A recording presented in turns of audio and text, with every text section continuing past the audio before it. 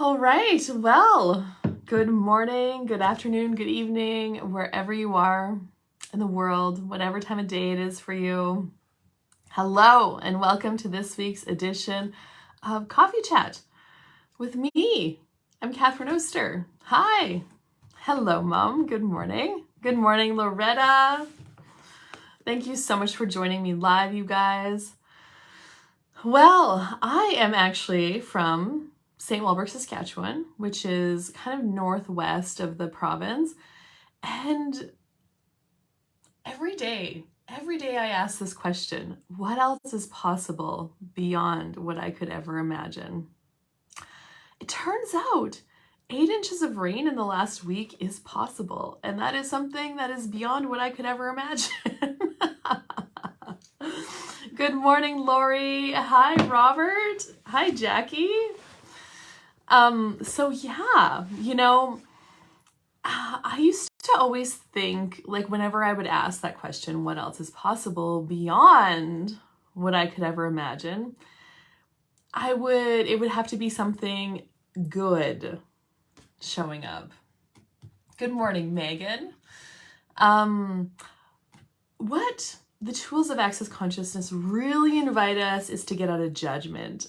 Hello from Jackie G. Hi, Christy. The tools of access really invite us to get out of judgment. And so, it would be really, really easy to fall into the judgment of all of this rain and flooding and that it's creating destruction and that it's creating less. One thing that I have known to be true over the last 8 years since I have been playing with these tools is the change you are asking for never, ever shows up like you think it will. Hey, good morning, Dad. It never shows up like you think it will. And so it can show up like a drought last summer. That's what we had with our crops. And what it created was something different. It created a different rhythm for us in the summer. It created a different kind of harvest. Things were slower. So we were able to include the younger generation doing some of the field activities last year. My nephew drove the grain cart quite a bit. He could get a feel in how to do that. We have included Trace, our son. He did some baling straw last year, like different things. It creates something different and greater. And so what if it's not destroying? What if it's creating? And what if there is a certain amount of destruction that needs to show up in order for something greater to bloom? So it's really staying present with what is and not going into the judgment of what is showing up. When you're present, you can perceive the possibilities. And yes, there's so many people that have a lot on the line with this year, especially following last year. And one thing, like when we get uncomfortable with things, it stimulates us to make another choice. It stimulates us to like look at different things. You can either be stimulated to discover a different possibility, or you can continuously fight and force and be in resistance and reaction to stay the course of what is. And I'll often hear a lot of, like, especially my husband, he's always like, I just want it to be a normal year. I just want to go back to having normal. You can't ever go back, and the more that you keep thinking that you would like to go back, the more you just stick yourself. What you can do is you can move forward and you can ask what's next, and you can ask, how you can change this, what's right about this. Like, those are some creative questions and tools that will move you forward. Anyway, I didn't plan on starting with that, but here we are. I also what I wanted to do today is dive into this book. Like, I'm going to play a book game. and I'm going to flip through a page, and wherever the book opens, I'm going to read a few pages to you guys, because Access Consciousness books are so amazing. This is one of my favorites, and I used this book like a mofo in the beginning to really look at changing my financial reality. Hey, good morning, Shauna. And so, and these books are like cheap, you guys. Like, well, you know, they're like $35, maybe $50 if that's US. I can't really remember, but if I have any of them on hand, I typically sell them for $35. So in this book, you can see how big this book is like a whole set of conversations, tools that you can use to start changing things in your life right away.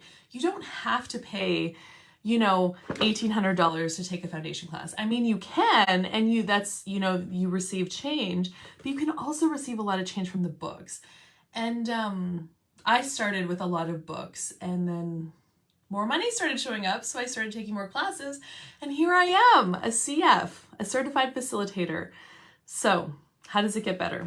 And I didn't think that being a CF was a possibility for me in the beginning, because it is a lot of classes, which does require some money, especially back, I had to travel lots, which is starting again, because oftentimes you are required to show up live for classes. So yeah, I used this to change that for myself. Okay, here we go. This book is called Getting Out of Debt Joyfully. It's by Simone Milasas.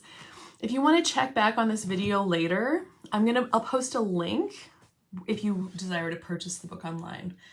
And if you, I only have one copy of this one, but I do book orders every so often. I like to have books to sell at the classes that I offer. So if you're interested in one, let me know, and I can add it to my book order. I like having lots of these books around. They're so magic.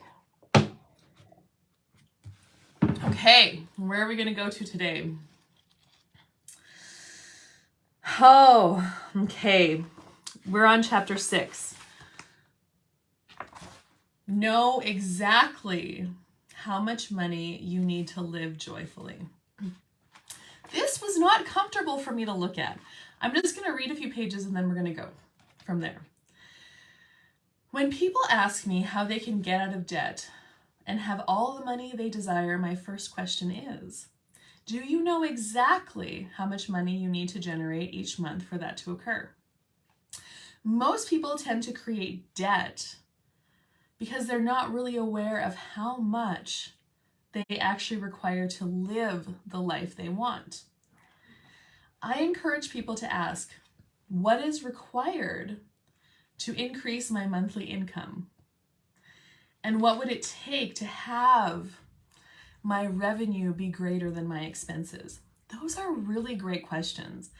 I mean, you could ask those questions every morning when you have coffee, and you don't have to answer them. Do not answer them. Allow yourself, hello Marlene, stay present with the energy that you're starting to generate by asking these questions. And then things will show up differently. So, what is required to increase my monthly income? And what would it take to have my revenue be greater than my expenses? Here's something I strongly recommend that you do. Have a detailed look at how much it costs to run your life. If you have a business, do this for your business too. If you have a profit and loss statement or some sort of report from your bookkeeper, use that to figure out what it costs you to run your business or your life each month. If you don't have a statement, write down all of your living expenses. Write down what you pay for your electricity and all your utilities, and how much it costs to run your car, what it costs to run your house, your rent, your mortgage, your fees, everything. And then add up all your current debts. If you have around $20,000 or less in debt, divide it by 12 and add that in.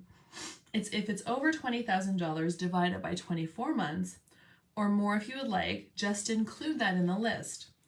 This is the amount you are asking to pay off your debt each month. Next, write down what it costs to do all the things you do for fun. If you like to get a massage every month or every 2 weeks, include that. If you get facials and haircuts, write those down. What do you pay for the clothes, shoes, and the books you buy? What do you spend when you go out for dinner? Write it all down. If you would like to do more travel, visit family, go on a couple of vacations a year, add that in too.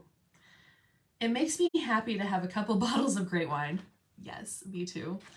Or champagne in my fridge at all times, so I include that when I'm working out my monthly expenses. Once you have included all the fun things, add it all together. And when you have the total, add 10% of whatever you earn just for you. Okay. So, what is the total amount? This is the actual amount you need to run your life each month. If you are like most people, it's usually quite a bit more than you are currently earning. Do not make yourself wrong for that. Just start asking the question, what is required to increase my monthly income? And what would it take to have my revenue be greater than my expenses? The first time I did this, the amount of money I needed to create my life was double than what I was actually earning. And I immediately went into overwhelm, thinking, oh my God, I could never earn that much money. But I didn't stay in that place. I demanded myself that no matter what it took, I was going to create that amount of money and more. And I asked instead, what would it take to create this and more with total ease? I now earn way more than that initial shocking amount I came up with. And I now do this about every 6 months. My life changes all of the time. So my expenses have changed, and I desire to have total awareness of what I am creating so that I can demand more, that more show up. Exactly. So this is one of the first steps I took when I really looked at changing my financial reality, was how much it cost me to live a month. And I didn't really know. I had no clue, actually. I was just spending money. I wasn't aware of it. I didn't want to be present with it because I would judge myself. So I did a month, and every time I spent something, I just wrote that money down. Like, I bought my groceries here, this amount of money on this date. I went out for supper here. I took a writing lesson here, like, got clear with all of it. And it was way more. And it made me sick, actually. And I'm like, oh my God. Now, for the most part, this normal people will go to, and I went to, like, I need to cut this out of my life because I'm not making enough money. So I need to cut my expenses down to match my income. But that didn't feel fun because there was nothing that I wanted to cut out. I didn't just want to eat hot dogs and Ichiban noodles every day. I mean, I don't mind having them sometimes, but not every day. So then when you ask those generative questions, how can your income be greater than your expenses? That will start to, what if you don't have to cut out anything? What can you add to your life to generate and stimulate more cash flow? Now, it took me a little while, like, you know, it's evolved over 8 years, but I've created many different revenue streams to support me financially. And they flow differently. Like, throughout the winter, I had no training horses, but I was facilitating more classes. And now I have training horses. The weather's good. They're all like, I want to go. Let's go. We're going to Catherine's to get some education. And my classes have slowed down a little bit this summer, which is cool, but it flows differently. So I created that support for myself. So I'll post a link to this book with this video if you're interested. If you have any questions, let me know. And probably next week, we're going to do another piece of this book. So yeah, have an amazing day wherever you are, whatever you're up to. Thank you for joining me live. And if you've got anything out of this video and you would like to share it, I'd be grateful. Bye-bye for now.